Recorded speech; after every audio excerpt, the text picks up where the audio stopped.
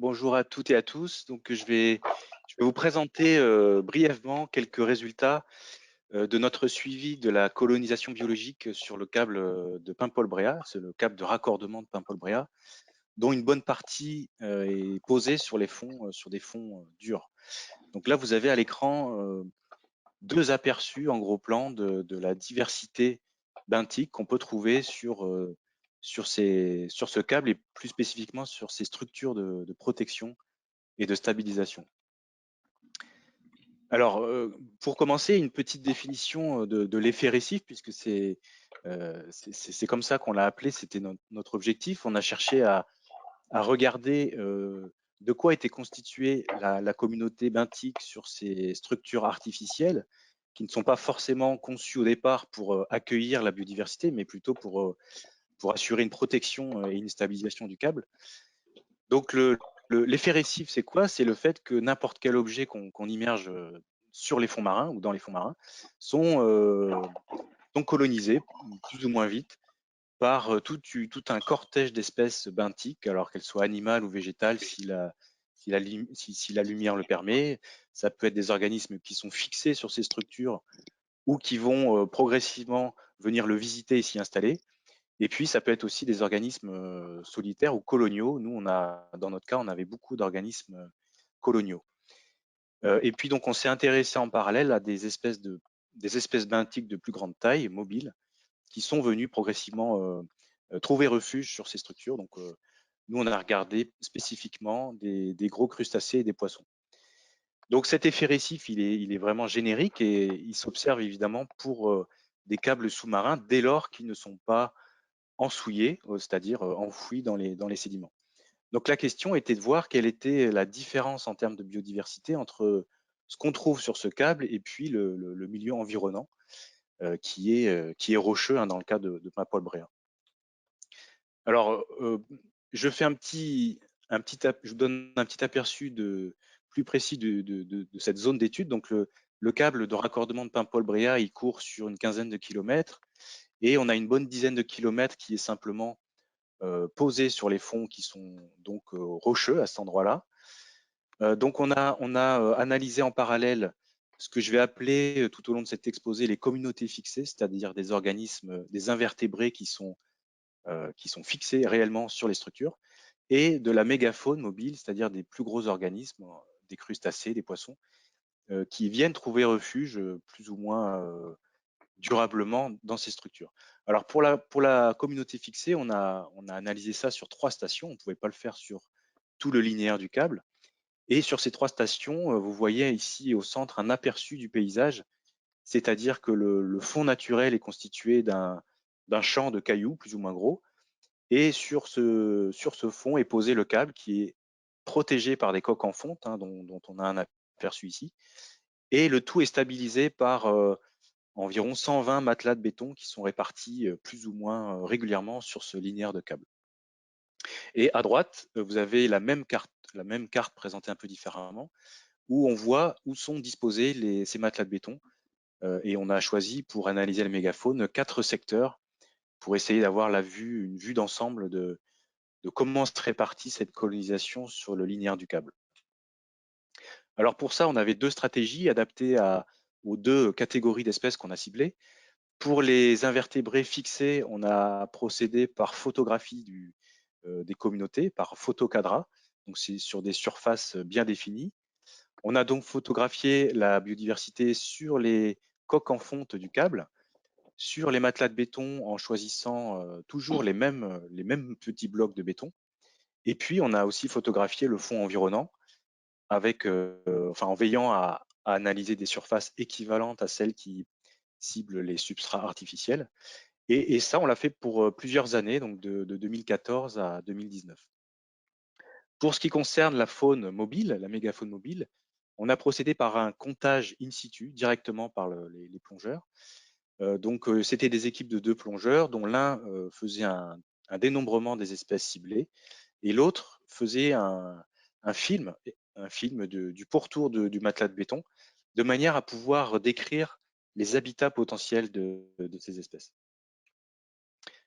Alors, comment ont été exploitées ensuite ces données, qui étaient uniquement donc des données d'imagerie, hein, à la fois des photos et des vidéos? Ça fait un volume considérable de données, donc il y a une difficulté, c'est d'arriver à extraire un maximum d'informations sans passer un temps infini à dépouiller ces photos. Alors pour ce qui est des invertébrés fixés qui forment des communautés relativement complexes, on a choisi de sous-échantillonner nos images qui étaient de très grande résolution en projetant un certain nombre de points sur ces images et puis en regardant à chaque fois sur quel organisme était ciblé par ces points projetés.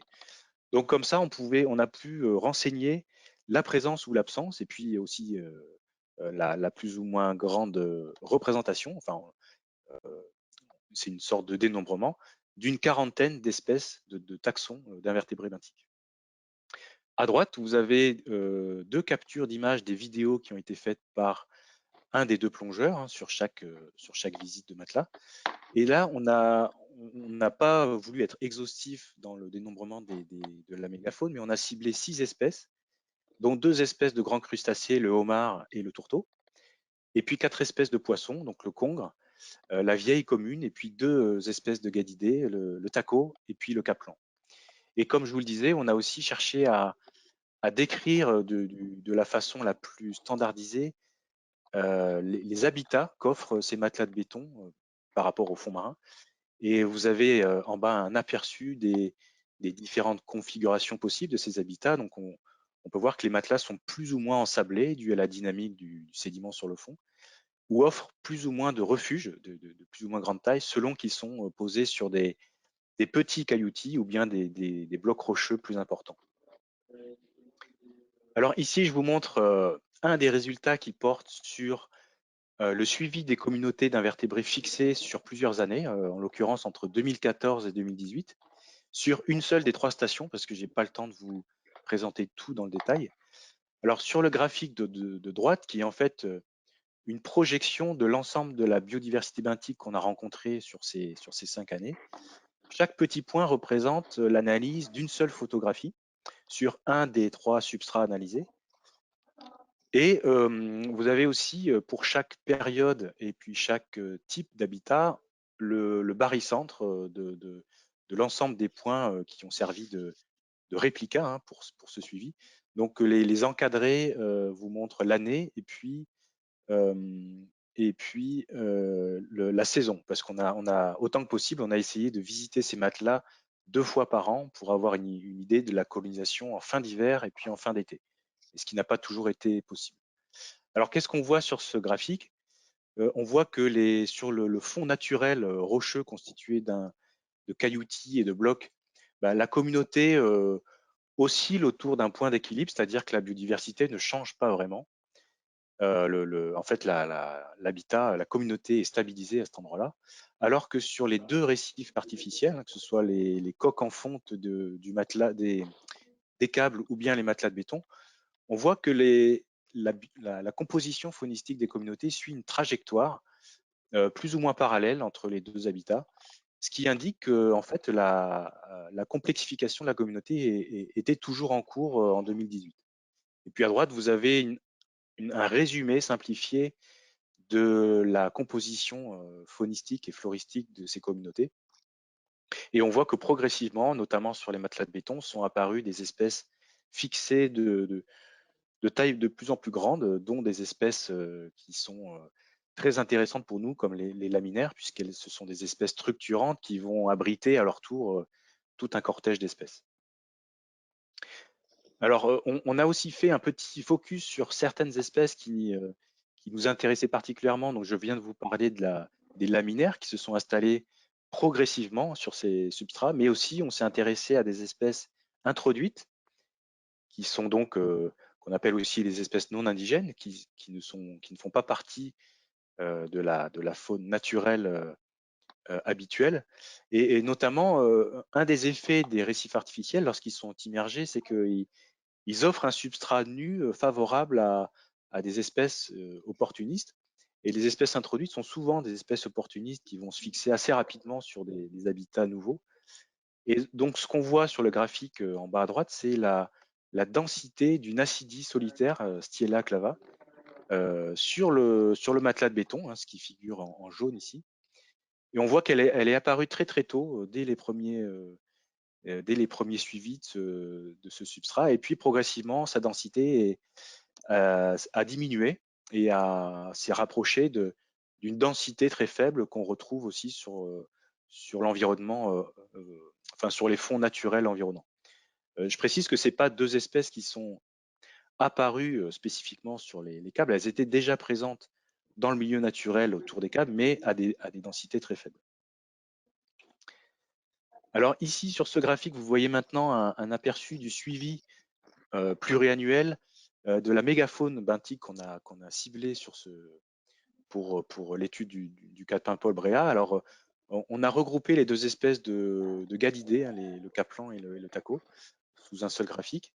Mais j'attire plutôt votre attention sur les deux espèces de crustacés qu'on voit en haut, le homard et le tourteau. Et on voit que dès 2015, on n'a pas démarré le suivi immédiatement après la pose des matelas, mais dès 2015, on avait atteint un taux de fréquentation qui est resté le même en fait jusqu'en septembre 2019.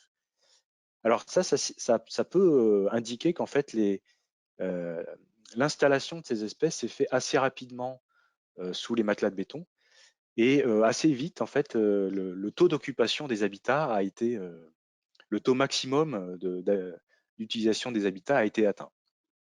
Donc il y a probablement eu une augmentation très très très très rapide juste après la pose des matelas, mais très vite bah, cette fréquentation s'est stabilisée. Alors si on analyse ça d'une manière un petit peu plus fine en confrontant la richesse et puis l'abondance de ces 6 espèces par rapport à la configuration des habitats qui sont offerts par les matelas posés sur le fond, ce qu'on voit, c'est que il y a d'autant plus de richesse, c'est-à-dire de nombre d'espèces pour un même matelas, et d'abondance, c'est-à-dire de plusieurs individus pour une même espèce, que le fond est hétérogène, c'est-à-dire que les matelas sont posés sur des gros blocs rocheux qui offrent en fait des habitats de grande taille. Alors sur ce graphique en bas à gauche, le boulder, ça signifie des gros blocs rocheux, et puis pebble, c'est le nom anglais pour les petits cailloutis. Et donc ce qu'on voit, c'est que évidemment, plus les matelas sont posés sur un fond chaotique, hétérogène, et moins il y a d'ensablement à cet endroit-là, et plus la communauté de mégafaune est diversifiée. Sur le graphique de droite, on voit que selon les espèces qu'on a ciblées, il y a des préférences en termes d'habitat qui sont assez marquées. On voit par exemple que le congre est quasiment systématiquement installé dans des petits trous qui sont ménagés entre les différents blocs rocheux qui constituent les matelas.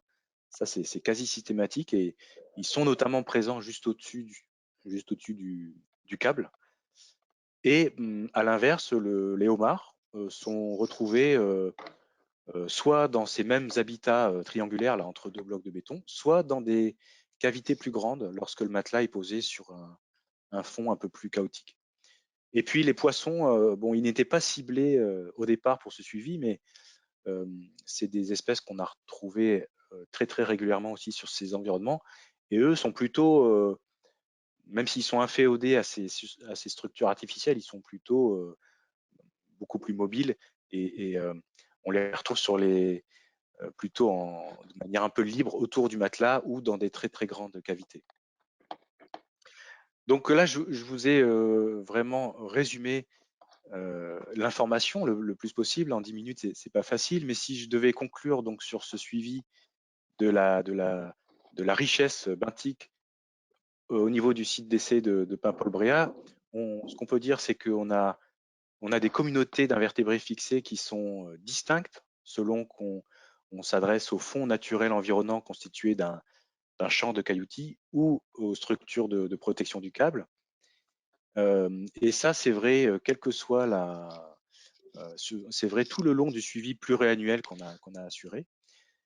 Quelque chose d'intéressant, c'est qu'on constate en fait que sur le câble et le matelas, la communauté n'est toujours pas stabilisée 6 ans après l'installation. Donc les matelas ont été installés 1 an après le câble, hein, en 2013, mais disons 5 à 6 ans après installation, on n'a toujours pas de stabilisation, ce qui est intéressant, ce qui montre qu'en fait, cette communauté d'invertébrés est toujours en cours de complexification, notamment sur ces matelas. Vous avez juste en dessous un schéma, un aperçu global des principales espèces rencontrées sur ces 3 types de substrats. Et puis un dernier point qui nous a intéressé, c'est le fait que les espèces introduites étaient présentes très très vite, hein, juste après l'installation de ces substrats, mais ont progressivement diminué, leur densité a diminué au profit d'espèces de plus grande taille et d'espèces plus structurantes telles que les laminaires.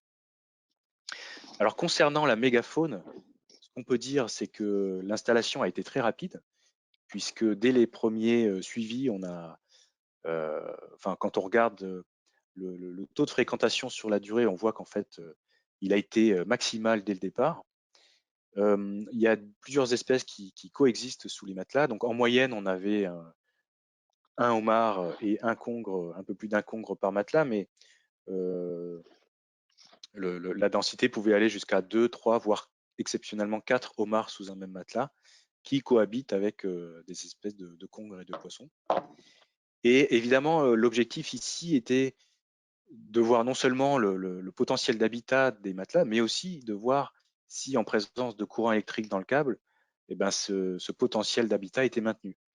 Alors malheureusement, sur toute la durée de ce suivi, il n'y a pas eu de production électrique dans le câble de raccordement de Paimpol-Bréhat, pas du tout, ou alors avec des très très faibles puissances et très brièvement. Donc on ne peut pas dire qu'on a analysé l'effet récif en période de production électrique.